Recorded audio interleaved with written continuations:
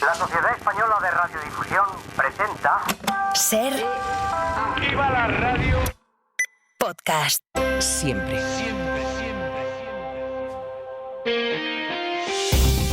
Las 8 de hoy por hoy en Ser Podcast. Hola, muy buenos días. Lo que ha durado décadas se ha desmoronado este fin de semana en apenas unas horas. El régimen de Bashar al-Assad en Siria ha pasado a la historia y el dictador ha buscado refugio en Moscú. En una ofensiva que empezó hace solo unos días, los rebeldes acabaron por tomar Damasco y saquearon la residencia del presidente sirio, que se quedó sin apoyos. Porque Rusia está dedicada a la guerra en Ucrania, Hezbollah se ha centrado en la guerra con Israel, Irán está en una posición muy débil. La oposición al Assad ha aprovechado esta triple circunstancia para darle al dictador el golpe definitivo, aunque la pregunta es qué va a pasar ahora en un país que es clave para el equilibrio en una de las zonas más inestables del planeta. Sastre, buenos días. Buenos días, Barceló. Esto que así suena es la prisión de Seinaya, donde los Cascos Blancos, una organización humanitaria que se creó en la zona rebelde al principio de la guerra, han abierto pasajes ocultos para liberar a los presos en la misma cárcel. Según Amnistía Internacional, el régimen ha ejecutado solo allí a más de 13.000 personas después de años de represión y torturas. La apertura de esta prisión es una de las imágenes del día, junto con otras, la caída de los símbolos del régimen o la del líder de un grupo islamista en la mezquita de los Omeyas en Damasco. Assad reprimió con fuerza y con sangre la primavera árabe de 2011, que abrió paso a una cruenta guerra en la que él parecía haberse impuesto gracias a una represión feroz que se calcula que ha dejado en total 500.000 de muertos. Y ahora ha caído en un abrir y cerrar de ojos. Pablo Morán, buenos días. Hola Ángels, buenos días. Pablo, vamos a situar qué ha pasado y sobre todo cómo está Siria en este momento después de una ofensiva que se ha precipitado este fin de semana tras 11 días de avance rebelde. Bueno, pues con toque de queda, pero Siria despierta este lunes sin la familia al-Assad en el poder, y esta es una situación inédita en más de 50 años. Los disparos al aire han sido una constante en las últimas horas en las ciudades sirias, donde la población celebra la caída de una de las sagas familiares más sanguinarias de Oriente Medio. La liberación de los presos de las cárceles está dejando los momentos más impactantes. Sin duda, salen físicamente deteriorados, sin poder articular palabra algunos por los horrores que han vivido dentro. Ibrahim estuvo en la prisión de Seinaya, la más temida del régimen, y contó en la SER su experiencia. Las torturas empezaban a las 3 de la mañana, nos daban muy poca comida. Una vez estuvimos 3 días sin agua y nos golpeaban con palos, con gomas de coches y nos torturaban psicológicamente. No vi el sol en año y medio. Es en esa cárcel a la que han llegado los Cascos Blancos y de la que están liberando a miles de reos, dicen, recluidos en pasadizos secretos y a los que solo pueden ver por las cámaras de seguridad sin saber exactamente dónde están. Hay euforia por la caída del tirano, emoción por los reencuentros y el regreso de miles de sirios refugiados, pero también mucha incertidumbre por quién pueda tomar el timón a partir de ahora. Sobre eso habló anoche Joe Biden,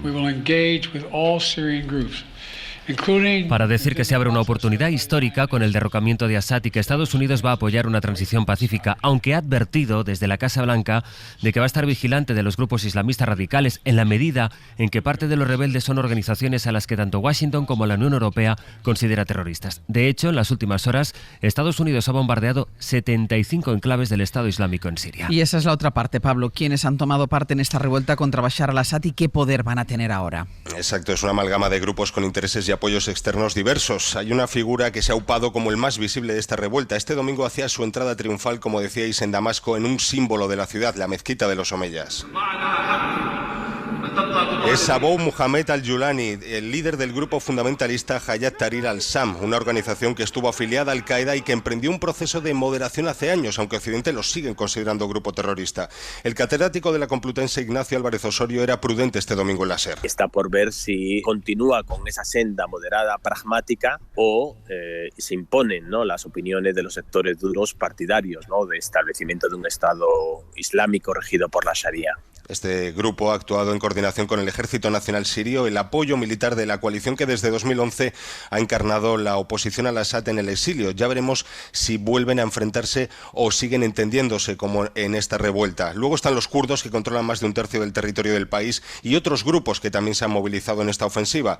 El primer ministro sirio se ha mostrado dispuesto a cooperar a favor de un gobierno de transición en paz, que es el gran reto que tiene ahora este país. Pablo, gracias. A ti, hasta ahora. Y vamos ahora a Moscú, porque la posición de Rusia ha sido clave en este desenlace. El Kremlin era hasta ahora quien apoyaba a Assad y garantizaba su régimen, y es ahora quien lo ha acogido en Moscú. Corresponsal Javier González Cuesta. El Kremlin ha concedido asilo al dictador y a su familia por motivos humanitarios, según filtró ayer Moscú a las agencias RIA Novosti y TASS. El dirigente sirio se encontraba ayer en paradero desconocido después de que los rebeldes tomasen Damasco. El Ministerio de Exteriores ruso publicó ayer un comunicado en el que decía que Assad había negociado con los rebeldes sin mediación de Moscú. Tomase o no Assad la decisión por su cuenta, el Kremlin mira ahora hacia el futuro. Según las agencias de noticias rusas, Moscú ha recibido garantías de seguridad de los rebeldes sobre su base aérea y su puerto en el país árabe, claves para que Rusia tenga cierta proyección estratégica en el Mediterráneo. Tras perder al régimen de Assad, Moscú busca ahora una salida diplomática y ha pedido a los rebeldes que realicen una transición pacífica y de consenso en el poder. Importa lo que ocurra en Siria, entre otras cosas, por cómo queda el mapa en Oriente Próximo, con la guerra de Israel contra Gaza en marcha y un nuevo reparto de fuerzas. Bayo. Con Irán como el gran perdedor regional, y es que el motor del eje de la resistencia parece cada vez más gripado, incapaz de sostener a su aliado sirio y perdiendo de paso la conexión directa que Damasco le daba con las fuerzas de Hezbollah en Líbano. The collapse of the Assad regime offers great opportunity, but also is fraught with significant dangers. El desplome del régimen de Al-Assad presenta oportunidades y desafíos, decía ayer el primer ministro israelí Benjamin Netanyahu, que ha aprovechado el caos para ocupar la zona desmilitarizada que separa a Israel y Siria desde hace 50 años. Quien sin duda sale reforzado de este episodio es Recep Tayyip Erdogan. El presidente turco ha sido el gran valedor de los rebeldes sirios desde las revueltas de 2011 y su rápido avance hacia Damasco no se entiende sin su apoyo. Ankara acoge a más de 3 millones de refugiados, otro millón largo vive en Europa, donde el temor es a que la desestabilización de Siria conduzca a nuevas olas migratorias. El Consejo de Seguridad de la ONU se va a reunir mañana martes para analizar la situación a petición de Rusia. Y en Europa, la presidenta de la Comisión, Ursula von der Leyen, ha celebrado la caída del régimen de Assad y se ha comprometido con la reconstrucción de Siria, mientras la alta representante para Asuntos Exteriores de la Unión aseguraba que la caída de la dictadura siria deja en evidencia la debilidad de Rusia y de Irán.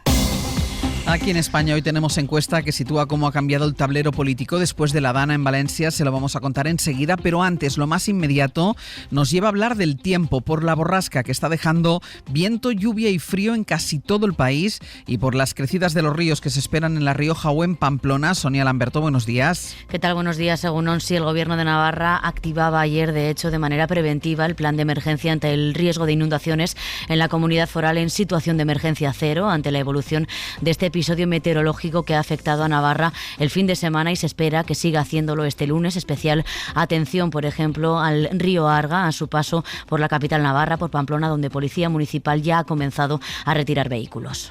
El mal tiempo se va a quedar ya varios días, Jordi.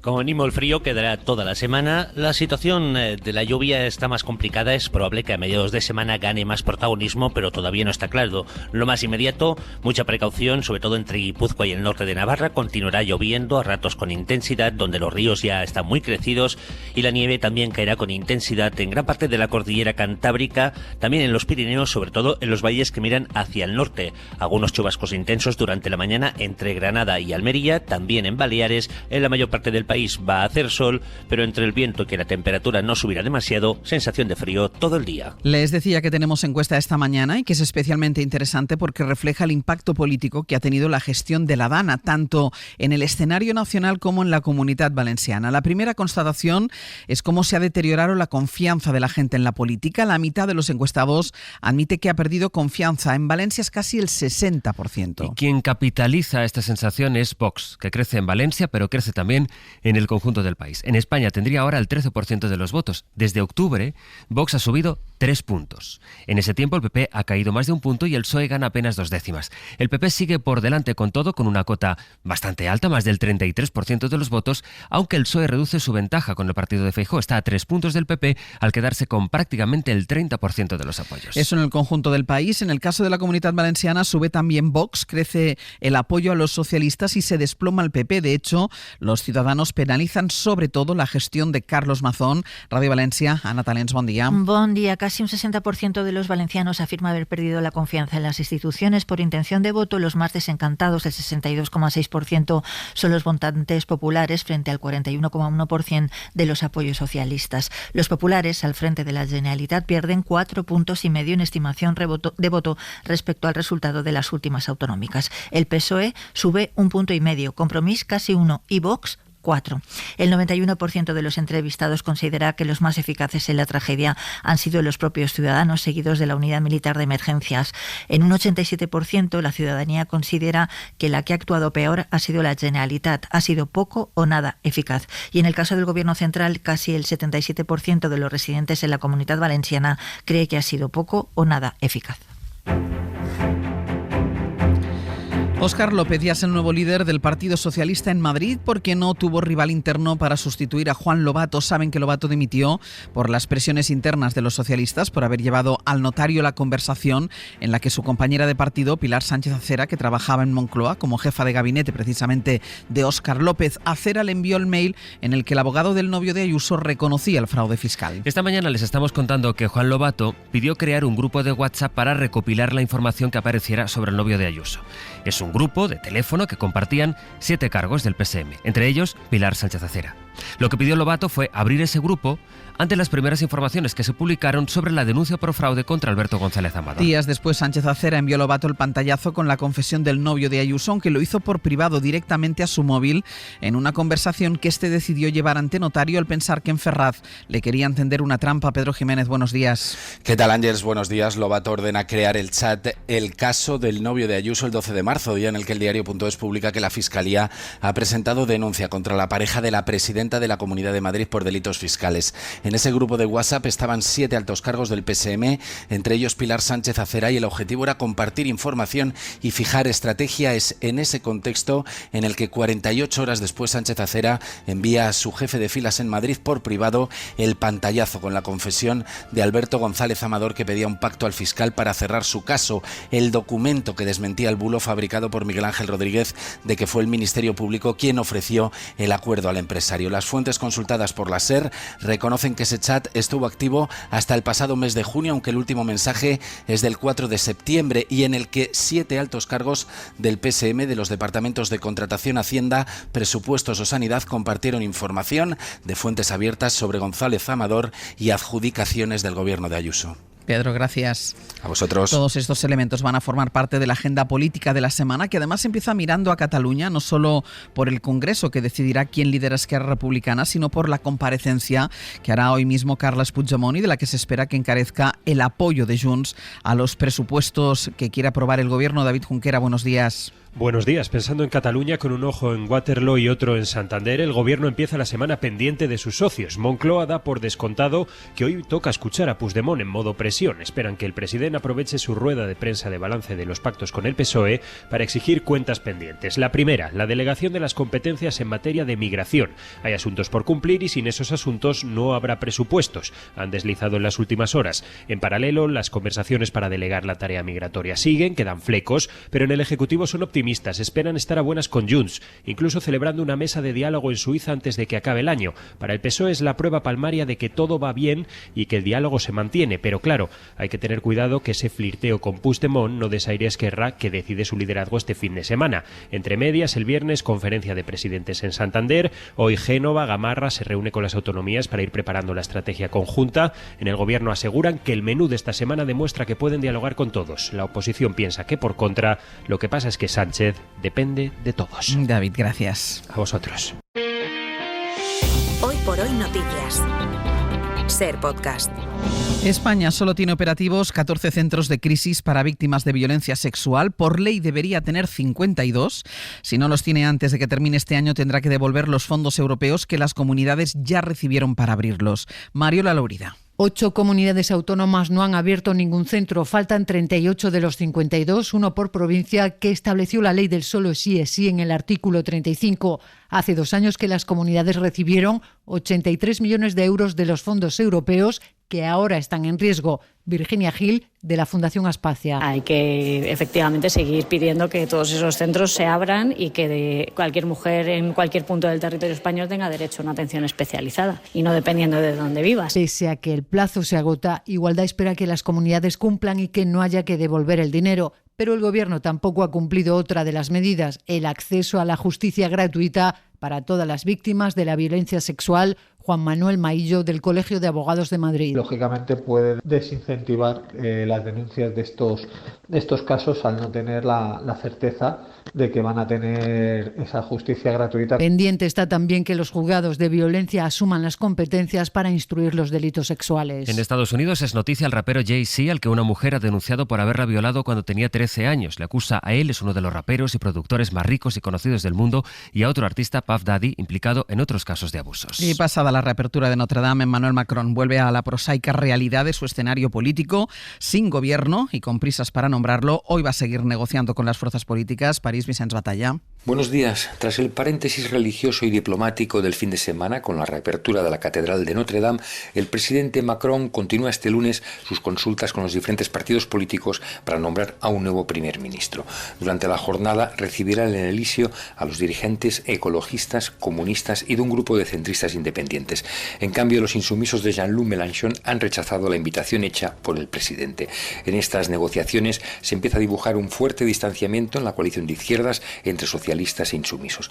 Los primeros han dejado abierta la posibilidad de que, sea o no el nuevo primer ministro de izquierdas, están dispuestos a un acuerdo con los macronistas y la derecha republicana para pactar un nombre que no vuelva a recibir la censura de la Asamblea y evitar así que la ultraderechista Marine Le Pen siga teniendo la llave de hacer caer al próximo jefe de gobierno.